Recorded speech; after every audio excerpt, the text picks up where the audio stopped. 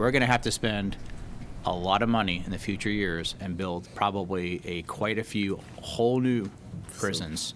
A request to spend tax dollars on new detention facilities, happening while lawmakers consider multiple proposals this legislative session that could increase the number of people behind bars in Georgia. If you break the law, you have one right, and that right is to remain silent and be placed under arrest. Including proposed legislation filed by Senator John Albers. He's pushing a bill that would criminalize AI-generated child sexual abuse images.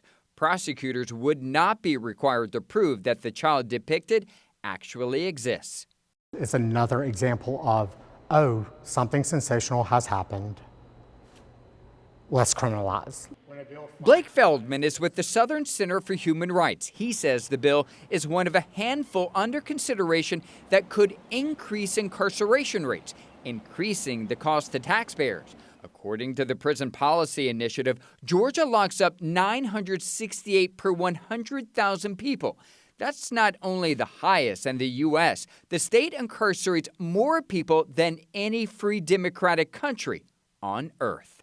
When you hear that number, shameful and unacceptable and just really mind-boggling. When you criminalize possession, you are criminalizing addiction. Another bill pending would increase penalties for anyone caught selling or in possession of fentanyl, up to 35 years, more than any other drug. Senator Gus Goodman authored the legislation after hearing the story of Gus and Beth Walters, who lost their son. Austin was my constituent, and he bought Xanax that was laced with fentanyl. Feldman says the bill overreaches and doesn't address drug addiction. Everyone knows that that doesn't work, but that's still what we're doing. Senate Bill 61 really does three main things. Senator Greg Dozel's bill would expand offenses that land children in adult court, giving superior courts exclusive jurisdiction over serious offenses committed by children aged 13 to 17, meaning those cases would automatically start in adult court rather than juvenile court. The legislation compelled by the 2024 school shooting at Appalachia High School near Winder, Georgia. The accused, a 14-year-old at the time. This is a recognition that terroristic acts against the school rise to that level. I'm really concerned about